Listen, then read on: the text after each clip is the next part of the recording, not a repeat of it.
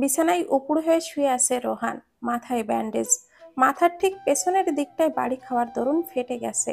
পাশেই রোহানের চেলা রবিন বসে আছে। রবিন এসেছে ভার্সিটির খবর দিতে। 2 দিন পরই রোয়াদের ডিপার্টমেন্ট কুয়াকাটা যাবে। কথাটা শুনেই রোহান শোয়া থেকে উঠে বসে। পিঠের নিচে বালিশটা দিয়ে আধু শোয়া হয়ে বলে, রোয়াদ যাবে? জানি না ভাই, খোঁজ নিসনি তো? আপনিও কি এই শরীর নিয়ে যাওয়ার প্ল্যান করছেন ভাই?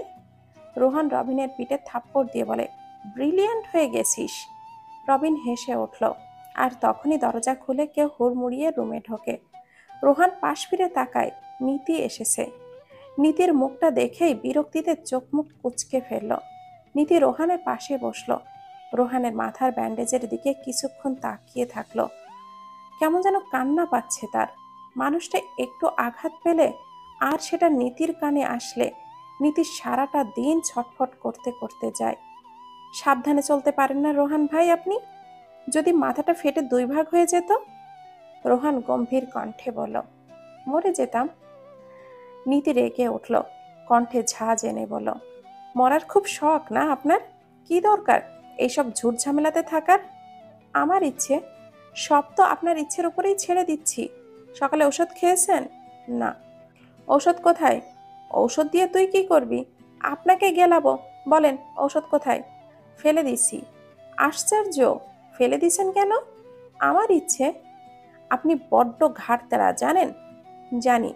একা এসেছিস? না, ভাইয়া এসেছে।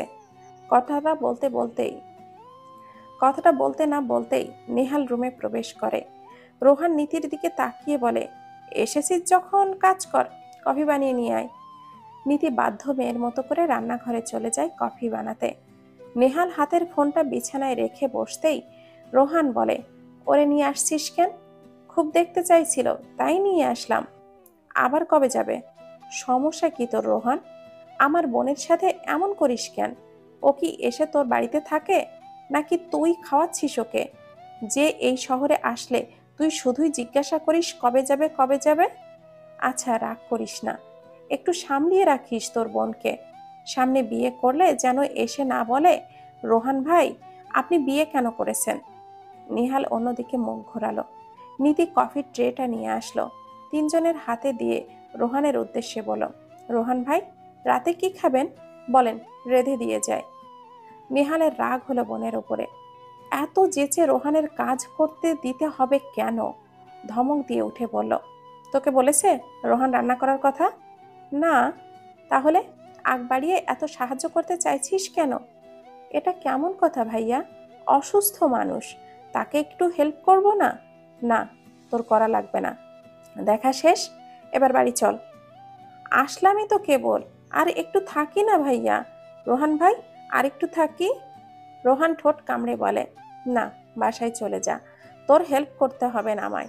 নেহাল বসা থেকে উঠে নীতির হাত ধরে বলল, চল বাসায় যাব। রোহান তাকিয়ে রইল নেহালের দিকে। নেহাল নীতিকে নিয়ে চলে গেল। রোহান আয়েশ করে শুয়ে বলে, যাক রেগে, কয়েক ঘন্টা গেলেই রাগ কমে যাবে। নীতি আপু মনে হয় পছন্দ করে আপনাকে ভাই। রোহান তাকালো রবিনের পানে। সত্যি? না ভাই, আন্দাজে বললাম। দেখেন না কেমন ছুটে ছুটে আসে আপনাকে দেখতে। পাগল, তার ছেঁড়া মহিলা, ছোট থাকতেই আমাকে জ্বালিয়ে খেলো। নেহাল গেট অবধি গিয়ে আবারও ফিরে এসেছে, ফোনটা রেখে গেছে সেটা নিতে।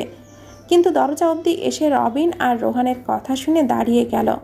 রোহানের কাছে তার বোন এমন নিচু পর্যায়ে চলে গেছে। ভালো না হয় বেশে এত কেয়ার করে, তার জন্য পাগল তার ছিঁড়া বলবে? নেহাল নীরবে রুমে ঢুকে ফোনটা বিছানা থেকে তুলে নেয়। রোহান তাকায়, তারপর চোখটা বন্ধ করে ফেলে। নেহাল রোহানের দিকে তাকিয়ে বলে, আজ যাকে এত তাচ্ছিল্য করছিস, দেখিস সময়ের ব্যবধানে না আবার তার কাছে গিয়েই দাঁড়াতে হয়। রোহান চোখ মেলে তাকালো সাহসা। ততক্ষণে নেহাল চলে গেল। নীতি ভাইকে আসতে দেখে রাগ করে বলল, আর একটু থাকলে কি হতো ভাই? নেহাল দাঁতে দাঁত চেপে বলল, মার্ডার হয়ে যেত। নীতি অবুঝের ন্যায় বলল, কার মার্ডার হয়ে যেত ভাই? তোর, গাধীর বাচ্চা। আর একবার যদি তোরে রোহানের কাছে আসতে দেখেছি তো কষিয়ে চড় লাগাবো। নীতি মুখ ভেংসি দিয়ে গাড়িতে উঠে বসল। নেহাল গাড়ি স্টার্ট দিল। গাড়ি চালিয়ে কিছুটা দূরে যেতেই আকস্মিক এক মেয়েকে দৌড়ে গাড়ির সামনে আসতে দেখে তাড়াতাড়ি করে গাড়িটা ব্রেক কষে। এমনিতেই রেগেছিল, এমন একটা ঘটনা ঘটায় রাগটা যেন হুড়হুড় করে মাথায় চেপে বসল। বিশ্রী রকমের একটা বকা দিয়ে গাড়ি থেকে বের হয়ে সাদা অ্যাপ্রন পরা একটা মেয়ে বিড়াল ছানাকে কোলে তুলে নিচ্ছে। নিহাল রেগে গিয়ে বলল, এই মেয়ে, মরার জন্য আর জায়গা পাও না?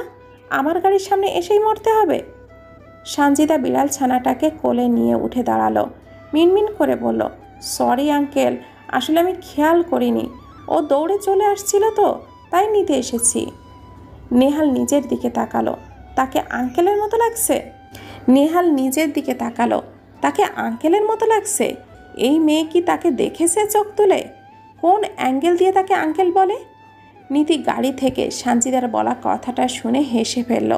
নেহাল চোখ রাঙিয়ে তাকালো, নীতির হাসিটা থেমে গেল। নেহাল ধমক দিয়ে বলল, এই মেয়ে, আঙ্কেল কাকে বলছো? আমাকে তোমার আঙ্কেল মনে হয়? সানজিদার চোখ তুলে তাকালো, মনে হয় আমাকে আঙ্কেল? সানজিদা ডানে বামে মাথা ঘোরালো। তাহলে আঙ্কেল কেন ডাকলে তুমি? আপনাকে খেয়াল করিনি ভাইয়া, এগেইন সরি। নেহাল চলে আসলো, গাড়িটা স্টার্ট দিয়ে চলে গেল। সানজিদা বিড়াল ছানাটাকে নিয়ে চলে আসলো মেডিকেল কলেজে। সন্ধ্যার দিকে কালবৈশাখী ঝড়ের আগমন হলো। রুয়াদ শাশুড়ির সাথে রাতে রান্না করছে। সাফায়েত ল্যাপটপটা নিয়ে ড্রয়িং রুমে এসে গলা ছেড়ে রুয়াতের উদ্দেশ্যে বলল, এক কাপ কফি দিয়ে যান তো রুয়াদ। রুয়াদ ভাতের মাড় গালতে দিয়ে কফিটা বানিয়ে নিল। তারপর রান্নাঘর থেকে বেরিয়ে কফিটা সাফায়েতের হাতে ধরিয়ে দিল। সাদমান হাই তুলতে তুলতে সাফায়েতের পাশে এসে বসল। সাফায়েত কফির মগটা নিয়ে ধন্যবাদ জানালো। রুয়াদ চলে গেল। সাদমান সাফায়েতকে বইয়ের সাথে এত ফর্মালিটি করতে দেখে বলল, আশ্চর্য ব্রো, তুমি রুয়াতের সাথে এত ফর্মালিটি মেনটেন করো কেন? সাফায়েত কফির মগে চুমুক দিয়ে বলে, কি করলাম? এই যে আপনি, থ্যাঙ্কস, আসুন, দিন, এইসব কি? কি এসব? তুমি এখনও আপনিতেই থেমে আসো? বউকে কেউ আপনি বলে? তুমি করে বলতে বলছিস তাহলে? অবশ্যই। আচ্ছা, চেষ্টা করব। বাহ, তর্ক ছাড়াই মেনে নিলে যে, ব্যাপার কি? বড্ড প্রশ্ন করিস তো তুই। আচ্ছা, আর করব না প্রশ্ন। শারমিন বেগম রান্নাঘর থেকে খাবার নিয়ে টেবিলে সাজালেন। সোফায় বসা সাফায়েতের দিকে তাকিয়ে বলল, সাফু শোন। সাফায়েত মায়ের দিকে তাকিয়ে বলল, বলো। তোর দাদা ভাই ফোন দিয়েছিল আজ, সে রুয়াত আর তোকে দেখতে চায়, যেতে বলেছে গ্রামে। নেক্সট উইকে যেতে পারবি? এই উইকেই তাহলে যাই, ভার্সিটি থেকে ওদিকেই তো যাচ্ছি দিন কয়েকের জন্য, ওখান থেকে চলে যাব। শারমিন বেগম ভুরু কুচকালো, কোথায় যাবি? কুয়াকাটা। একা? না, উনিও যাবে। উনিটাকে? সাদমান হতাশ হলো। উনিটাকে তুমি বোঝো না খালামণি, রুয়াতকে বুঝিয়েছে। বউকে যদি কেউ উনি বলে সম্বোধন করে তাহলে কে বুঝবে বল? সেটাও ঠিক। তোমার ছেলেটার নাম সাফায়েত ইমতিয়াজ নোয়াস রেখেছ কেন বলো তো? নাম রাখা উচিত ছিল নিরামিষ ইমতিয়াজ রসকসহীন কাঠখোট্টা। সাফায়েত রাগী চোখে তাকালো। সাদমান পাত্তা দিল না।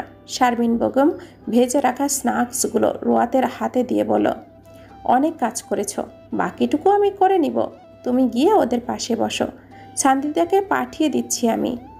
রুয়াত স্ন্যাক্সের বাটিটা নিয়ে সাফায়েতদের পাশে বসল। কিছুক্ষণ পর সানজিদাও যোগ হলো। রুয়াত স্ন্যাক্সের বাটিটা সাফায়েতদের দিকে এগিয়ে দিয়ে বলে, নিন খান। সাফায়েত এসব স্ন্যাক্স খুব কমই গেলে, সে খেলো না। সাদমান খাওয়া শুরু করলো। রুয়াত ভুরু কুচকে বলল, আপনি খাবেন না? সাফায়েতকে বলার সুযোগ না দিয়েই সাদমান বলে ওঠে, তোমার নিরামিষ সাহেব, এসব একটু কম গেলে রুয়াত, তাই জোর করো না, আমাদের ভাগে কম পড়ে যাবে। সাফায়েত সাদমানের ওপরে বিরক্ত হয়ে চলে গেল রুমে। সাদমান স্ন্যাক্স মুখে দিয়ে রুয়াতের দিকে তাকিয়ে ফিসফিস করে বলে, রুয়াত, ব্রো মেবি রেগে গেছে, যাও ওপরে যাও। আমি যাব? আচ্ছা, যাচ্ছি। আচ্ছা ভাইয়া, আপনার ভাইয়ের মুখে কি আম্মা মধু ঢালেননি কখনো জন্মের পর? আরে ভাবি, ভাইয়া তো সুইট লাইক করে না ছোট থেকেই। মা বলেছিল মধু মুখে দিতে না দিতেই নাকি ভাইয়া বমি করে দিয়েছিল। রুয়াত তাকালো সানজিদার দিকে। এর জন্যই তো মিষ্টি কথা বের হয় না তোমার ভাইয়ের মুখ দিয়ে, তাই না? হ্যাঁ, কাঠখোট্টা মানুষ, সব সময় মুখটারে পেঁচার মতো করে রাখে। রুয়াদ বসা থেকে উঠে নিজের রুমে চলে আসলো। রুমে ঢুকে দেখলো সাফায়েত বেলকুনিতে দাঁড়িয়ে বৃষ্টি দেখছে। রুয়াদ পাশে গিয়ে দাঁড়ালো। সাফায়েত রুয়াতের উপস্থিতি টের পেয়েও তাকালো না। রুয়াদ তাকালো সাফায়েতের দিকে। স্যার শুনুন। সাফায়েত বিরক্তিকর চোখে তাকালো। আম্মা বলল গ্রামে যাওয়ার কথা। আপনাদের গ্রামটা কোথায়? পটুয়াখালী। আচ্ছা স্যার, আপনাদের গ্রামের বাড়িতে কে কে আছে? বড় কাকা, ফুপি, তাদের ছেলে পেলে, দাদা দাদি সবাই? ও আচ্ছা। আচ্ছা স্যার, জবাটা কে? সাফায়েত অনেকটাই বিরক্ত হলো এই স্যার স্যার ডাক শুনে। বৃষ্টি দেখার মোড়টাই নষ্ট করে দিয়েছে এই মেয়ে। সাফায়েতকে চুপ থাকতে দেখে রুয়াদ ফের বলে উঠল, স্যার চুপ কেন? সাফায়েত রাগী চোখে তাকালো, দাঁত চেপে বলল, হোয়াটস মিন্স স্যার? এটা ভার্সিটি নাকি ক্লাসরুম? বেডরুম। তো স্যার স্যার বলে মাথা খাচ্ছ কেন? অভ্যাস, চেঞ্জ কর অভ্যাস।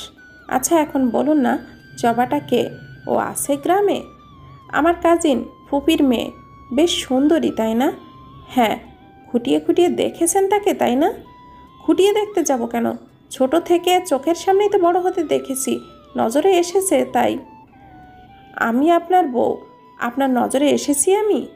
সাফায়েত বাঁকা চোখে তাকালো। নজরে আসতে চাও? অবশ্যই। সামলাতে পারবে তো তখন? কেন পারবো না, অবশ্যই পারবো। সময় বলবে সেই কথা। সাফায়েত রুমে চলে আসলো। রুয়া তো পেছনে পেছনে রুমে আসলো। অবাক হওয়ার ভান করে বলল, এখন একটা জিনিস খেয়াল করলাম জানেন কি? রুমে আসার পর একটুর জন্যেও আপনি কথা বলেননি। বাহ, বেশ চেঞ্জ তো। আরও চাও চেঞ্জ? শেয়ার বলতে? আচ্ছা। কি আচ্ছা? কিছু না। এই বাড়ির আসার পর তো আমি তোমাকে একবারের জন্যেও পড়তে বসতে দেখলাম না। বই খাতা তো আনা হয়েছে নাকি? আশ্চর্য, বিয়ের 4 দিন হলো মাত্র, এরই মধ্যে কোনো বিবাহিত মেয়ে পড়তে বসেছে? কয়েক সপ্তাহ যাক, ঘুরে আসি, তারপরে পড়তে বসবো। বেশ, মনে যেন থাকে। আমার স্মৃতিশক্তি খুব বেশি প্রখর, ভুলি না কোনো কিছু সহজে।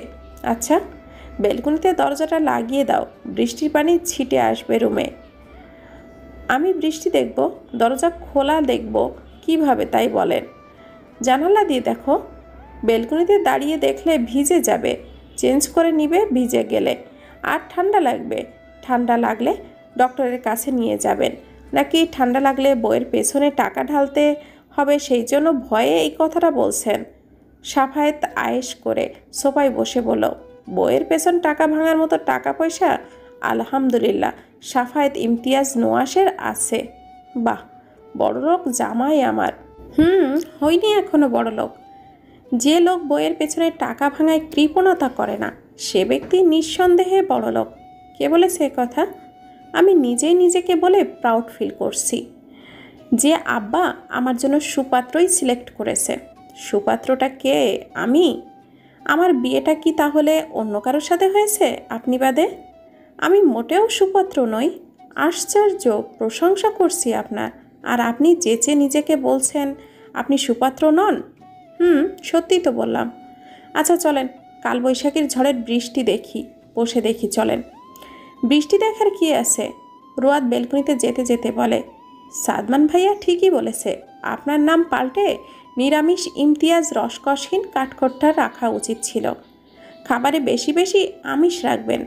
কথাটা বলে প্রতি উত্তরে সাফায়েতের কোনো রেসপন্স না পেয়ে পেছনে ফিরে দেখে সাফায়েত তার ঠিক পেছনে দাঁড়ানো। রুয়াত আকস্মিক পেছনে দেখে চমকে যায়, বুকে ফু দিয়ে বলে, ভয় পাইয়ে দিয়েছেন? শব্দ করে আসতে হয় তো নাকি? সাফায়েত কেমন যেন একটা দৃষ্টি নিয়ে তাকিয়ে আছে রুয়াতের দিকে। রুয়াত সাফায়েতকে এইভাবে তাকিয়ে থাকতে দেখে সামনে তাকালো। এমনভাবে তাকানোর কি আছে? আর কথা বলছেন না বা কেন? রুয়াত আর চোখে তাকিয়ে সাফায়েতকে সেই দৃষ্টি নিয়ে তাকিয়ে থাকতে দেখে ভুরু নাচিয়ে বলে, এমনভাবে তাকায় আছেন কেন? এই দৃষ্টি তো ভালো না। মতলব কি? সাফায়েত দৃষ্টিটা সরিয়ে নিল। বিড়বিড় করে ইডিয়েট বলে পাশ থেকে রশিতে ঝোলানো টাওয়ালটা নিয়ে চলে গেল। রাতের ঝড় শেষে নতুন এক ভোরের আগমন ঘটল। রুয়াত খুব ভোরেই ঘুম থেকে উঠে ফজরের নামাজ পড়ে বাগানে ঘাসের ওপরে হাঁটাহাঁটি করছে। বৃষ্টি পড়ার দরুন মাটি থেকে আলাদা একটা ঘ্রাণ ভেসে আসছে। রুয়াত বাগানে থাকা দোলনায় বসল। বাড়ির সবাই ঘুমে বিভোর। রুয়াত পেয়ারা গাছের দিকে তাকাতেই দেখতে পায় গাছের ডালে ময়না দুটো পাখি বসে পেয়ারা খাচ্ছে। ছেলে না মেয়ে সেটা বুঝতে পারল না রুয়াত। তাকিয়ে রইল এক ধ্যানে পাখিগুলোর দিকে। রুয়াতের মতে পাখিরা হয় মুক্ত স্বাধীন। তারা তাদের নিজেদের মতো করে এক দেশ থেকে আরেক দেশে উড়ে বেড়ায়। কোনো সীমাবদ্ধতা নেই তাদের, কোনো আদেশ নিষেধাজ্ঞা নেই। পৃথিবীতে একমাত্র পাখিগুলোই তো স্বাধীনভাবে বাঁচতে পারে। তাই তো মানুষ পাখি হতে চায়, পাখির মতো দুটো ডানা চায়, যাতে মন খারাপের সময় এক দেশ থেকে আরেক দেশে উড়ে বেড়াতে পারে, ওই নীল আকাশের মেঘগুলোর সাথে মিশে বেড়াতে পারে। কল্পনা, নিছকই কল্পনা বাঁধে মানুষের মন। সাফায়েত আড়মোড়া ভেঙে বেলকুনিতে আসতেই চোখ গিয়ে আটকে যায় দোলনায় বসে থাকা রোয়াতের ওপরে। মাথায় ওড়না দিয়ে সম্পূর্ণ মাথাটা ঢাকা, এক হাত দোলনায় লোহা দিয়ে মাথা ঠেকিয়ে রেখেছে। কি দেখছে? সাফায়েত দৃষ্টি অনুসরণ করল। পেয়ারা গাছের পাখির দিকে তাকিয়ে আছে। সাফায়েত ডেকে উঠল, রোয়াত। রোয়াত ঘাড় ফিরিয়ে আশেপাশে তাকালো। কেউ তো নেই। সাফায়েত ডাকলো কোথা থেকে? আমি বেলকুনিতে। রোয়াত বেলকুনিতে তাকালো। সাফায়েতের মুখশ্রী দেখে মুখে হাসি ফুটল। হাসি মুখেই বলল, কখন উঠলেন? এই তো কেবলই। ওখানে কেন তুমি? প্রকৃতির ঘ্রাণ নিচ্ছি। আপনিও আসুন। সাফায়েত বেলকুনি থেকে চলে গেল। মিনিটের মধ্যেই এসে রোয়াতের পাশে দাঁড়ালো। রোয়াত সরে বসে বলল, বসুন। সাফায়েত বসল। গগনে এখনও সূর্য ওঠেনি। রোয়াত আর চোখে তাকিয়ে বলল, চা খাবেন? এমন স্নিগ্ধ পরিবেশে বসে চা খেয়ে প্রকৃতি বিলাস করার আনন্দই আলাদা। কফি হলে খাওয়াই যায়। রোয়াত উঠে দাঁড়ালো। অপেক্ষা করুন, আমি ফটাফট বানিয়ে নিয়ে আসছি। রোয়াত চলে গেল। 10 মিনিটের মধ্যে কফির মগ আর চায়ের কাপটা হাতে করে নিয়ে আসলো। কফির মগটা সাফায়েতের হাতে দিয়ে দোলনায় বসে পড়ল। সাফায়েত কফির মগটা নিয়ে চুমু বসাতে নিবে, এমন সময় রোয়াত বাধা দিল। সাফায়েত ভুরু কুচকে তাকালো। একটু পরে খান, আগে আপনার আর আমার চা কফির কাপে পিকটা একটু তুলে নেই। দেখি, হাতটা বাড়ান তো মগটার। সাফায়েত বা হাতে কফির মগটা নিয়ে হাত বাড়ালো। রোয়াত নিজের চায়ের কাপটা নিয়ে হাত বাড়িয়ে কাপল হাতের পিক তুলে নিল। পিকগুলো জুম করে দেখতে দেখতে বলো, এবার খান। সাফায়েত চুমুক বসালো মগে। তুমি কফিটা মোটামুটি বেশ ভালোই বানাও রোয়াত। সত্যি? প্রশংসা করলেন নাকি পাম দিলেন, কোনটা? সত্যিটাই বলেছি। কাউকে পাম দিয়ে কথা বলা আমার দ্বারা অন্তত হয় না। আমি স্ট্রেট কথা বলি। রোয়াত মুচকি হেসে বলল, আই লাইক ইট। তবুও মাঝে সাঝে আমার মন রক্ষা করার জন্য হলেও 2-1টা পাম দিয়ে কথা বলবেন, ওকে? সাফায়েত আর কিছুই বলল না। রোয়াত পিকটা ফেসবুকে আপলোড দিয়ে ক্যাপশনে লিখেছে, প্রিয় পুরুষের সান্নিধ্যে প্রথমবার চা কফির সাথে প্রকৃতি বিলাস। সাদমান মর্নিং ওয়াক করে বাড়ির ভেতরে ঢুকতেই সাফায়েত আর রোয়াতকে বাগানে দেখে দৌড়ে তাদের কাছে আসলো। রোয়াতকে মনোযোগ দিয়ে ফোন ঘাঁটতে দেখে বলো, কি দেখছো রোয়াত? রোয়াত মাথা উঁচু করে তাকায়। এমনি ছবি দেখছিলাম ভাইয়া। আপনি কোথা থেকে আসলেন? হাঁটতে বের হয়েছিলাম। এই ব্রো, আমার ফ্রেন্ড সার্কেল তোমার আর রোয়াতের পিক দেখতে চেয়েছে। আসো তো, একটা সেলফি তুলি। রোয়াত, তোমার ফোনটা দাও তো। রোয়াত ফোনটা বাড়িয়ে দিল। সাদমান ফোনটা নিয়ে সামনে দাঁড়িয়ে সেলফি তুলল। সাদমান গ্যালারিতে ছবিটা দেখার জন্য গিয়ে দেখে সাফায়েতের মুখ বোঝা যাচ্ছে না কফির মগ মুখে থাকায়। সাদমান পিছু ফিরে বলল, ব্রো, পরে খাও না কফি, আগে একটা সেলফি তুলে নেই। সাফায়েত তাকালো ফোনের দিকে। সাদমান তুলে নিল পিক। পিকটা দেখে নেয় ফের। এবারের পিকটা ঠিকঠাকই আছে। রোয়াতের ফোন রোয়াতকে দিয়ে বলে, হোয়াটসঅ্যাপে পাঠিয়ে দিও। রোয়াত আচ্ছা বলে। সাদমান চলে যায়। রোয়াত সাদমানের হোয়াটসঅ্যাপের পিকগুলো পাঠিয়ে দেয়। তারপর ফেসবুকে ঢুকে তাদের 3 জনের একটা পিক আপলোড দিয়ে ক্যাপশন দেয়, সকালটা সুন্দরই ছিল।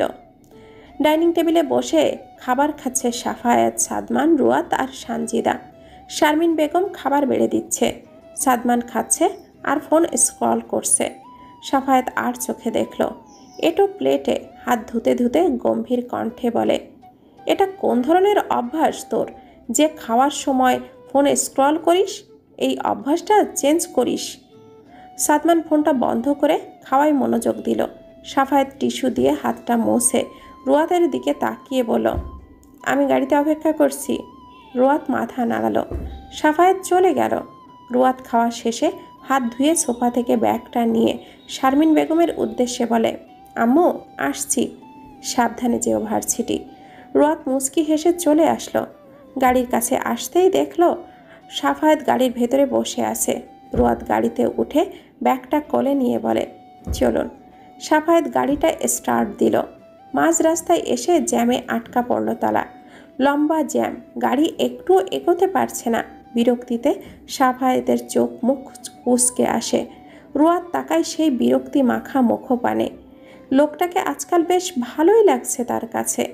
ভার্সিটিতে যেমন রাগী দেখেছিল, কই বাসায় তো তেমন রাগী না, তবে বেশ গম্ভীর লোক। খুব একটা হাসি মুখ দেখেনি রুয়াত।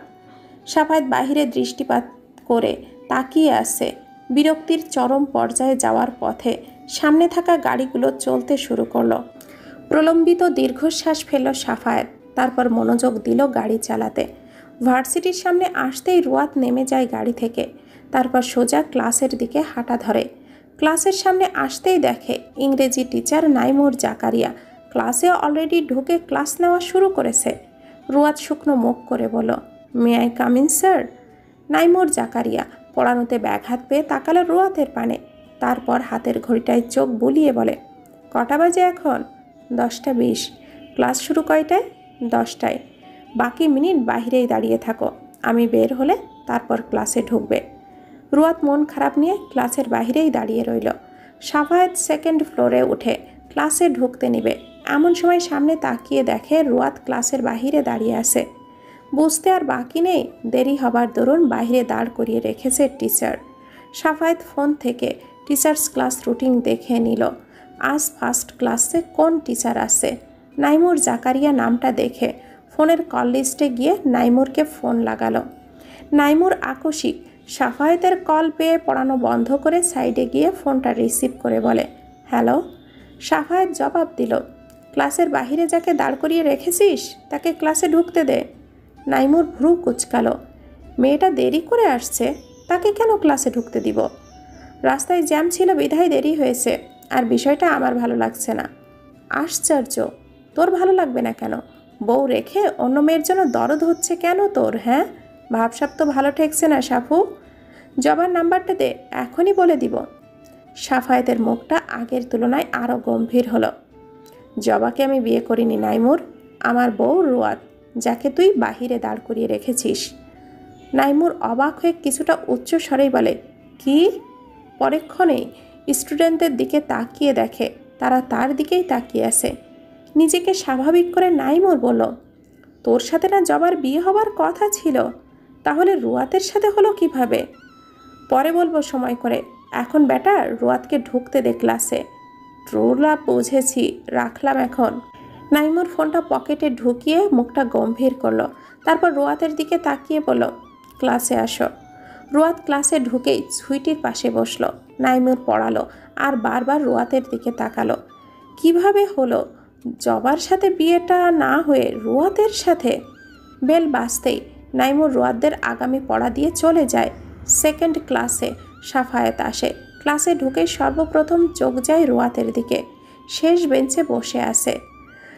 সাফায়েত অ্যাকাউন্টের বইটা বের করে অঙ্ক বোঝালো হোয়াইট বোর্ডে। রুয়াত মনোযোগ দিল ক্লাসে। এরই মধ্যে দুইজন ছেলে আসলো ট্যুরের চাঁদা নিতে। ভেতরে আসার অনুমতি চাইলে সাফায়েত গম্ভীর কণ্ঠে বলে, আমি ক্লাস নেওয়ার সময় কি তোমাদের এই ক্লাসেই আসতে হয় আমার পড়ায় ব্যাঘাত ঘটানোর জন্য? নেহাল শান্ত কণ্ঠে বলল, জরুরি না হলে আসি না স্যার। সাফায়েত ক্লাসে আসার অনুমতি দিল। নেহাল এক এক করে সবার থেকে ট্যুরের টাকা তুলল। সুইটির কাছে এসে টাকা নিতেই সুইটি রাগী চোখে তাকিয়ে টাকাটা টুসে দিল আর বিড়বিড় করে বলল, টাকাগুলো নিয়ে ভেগে যাস। নেহাল চকিত হয়ে তাকালো সুইটির দিকে। ঢের বুঝে গেল কথাটার মানে। বিয়াদব বলে তারপর চলে আসলো। সাফায়েত মনোযোগ দিল পড়ানোতে। রোহান ম্যানেজমেন্ট ডিপার্টমেন্টে বসে আছে, মাথায় এখনও ব্যান্ডেজ। কাল সকালে রওনা দেওয়া হবে কুয়াকাটার উদ্দেশ্যে। সব কিছুরই ব্যবস্থা করা শেষ। নেহাল চেয়ে দেখছে রোহানকে। রোহানের মনে সুখে ফোনটা টিপছে। ডিপার্টমেন্টের হেড সাইফুল ইসলাম, যে কিনা নেহালের বাবা।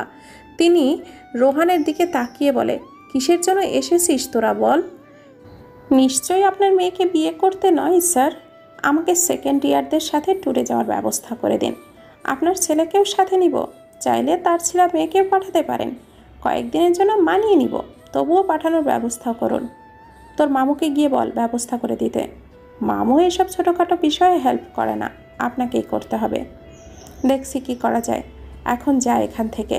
রোহান চলে গেল। নেহাল বাবার দিকে তাকিয়ে বলে, না করতে পারো না ডিরেক্ট? উচ্ছনে চলে যাচ্ছে ছেলেটা। তুই কি কম উচ্ছনে চলে গেছিস? দুইটাই তো বদের হাড্ডি, আবার আসছিস আরেকজনকে নিয়ে বলতে। নেহাল মুখ ভেঙচি দিল। যেতে যেতে বলে গেল, ভালো হতে চাইছি, দাম দিলে না। পরে শুধু কথা শুনিয়ে দেখো, তোমার সাধের ডুপ্লেক্স বাড়িটাতে আগুন ধরিয়ে দিব। ক্লাস শেষ করে রোয়া তার ছুইটি মাঠ দিয়ে হেঁটে যাচ্ছে। রোহান নেহাল সাউনির নিচে বসেছিল। রোহান রোয়াতকে দেখা মাত্রই তার দিকে এক ধ্যানে তাকিয়ে থাকে। নেহাল গলা ছেড়ে বলল, মনে হয় না তাকিয়ে কোনো লাভ হবে রোহান। চকিত ফিরে তাকালো রোহান। মানে? কাল দেখেছি এক ছেলের সাথে রোয়াতকে, মেবি বয়ফ্রেন্ড। কাল দেখেছিস আর আজ বলছিস আমাকে? বলতে চেয়েছিলাম কাল, কিন্তু রেগে থাকাই আর বলতে মনে নেই। আই থিঙ্ক রোয়াত মিঙ্গেল। ভাইও তো হতে পারে, তাই না? হতেও পারে, শিওর না। তোর পেয়ারের লাল ছুইটির থেকে জেনে আমায় জানাস তো। কথা বলেন আমার সাথে। কেন? মনোমালিন্য চলছে আমাদের মাঝে। হোয়াই? ওর বিয়ের জন্য নাকি বাসা থেকে পাত্র দেখছে, তাই আমাকে বলতেছে কিছু করার জন্য। আমার কি বিয়ের বয়স হয়েছে বল? তবুও ওর বাপরে বলেছিলাম, আমি কি রোজগার করি, কি খামো তার মেয়েরে বল। শালার লুচ্চা, প্রেম করার সময় মনে ছিল না তুই বেকার, মায়ের পেটের থেকে আসা ফিডার খাওয়া শিশু। এখন আসছিস ভাওতাবাজি করার জন্য? সুইটির জায়গায় আমি থাকলে মাঠে দাঁড় করিয়ে ফুল স্টপহীন একেবারে পিটাইতাম তোরে। একদম শালা বলবি না, আমার বোনকে তোর কাছে বিয়া দেই নাই। আর লুচ্চা বলস কেন? হ্যাঁ, সুইটি বলতে পারবে আমি ওর সাথে রিলেশন করাকালীন কিস বা ডেটে গেছি? মিটমাট করে নে যা, রোয়াতের খোঁজ এনে আমারও মনোমালিন্য শুরু করে দিস, নো প্রবলেম। তুই একটা স্বার্থবাদী, জানিস সেটা? I know. এখন যা। না, অপমান করবে রোয়াতের সামনে, রাতে কথা বলে নিব। কাল তাহলে যাচ্ছি কুয়াকাটা। না গিয়ে কি আর উপায় আছে? ভাবছি সুইটির আব্বাকে আজ ফোন দিব। মেয়ে ভালোই ভালোই বিয়ে দিতে রাজি হলে তো ভালোই, আর তা না হলে কুয়াকাটা থেকে বিয়ে করে একদম হানিমুন সেরে ফিরব। সমুদ্র সৈকত থেকে চুবিয়ে আনবো তোকে, আমার বিয়ের ঘটকালি করতে যে তুই বিয়ে করলে।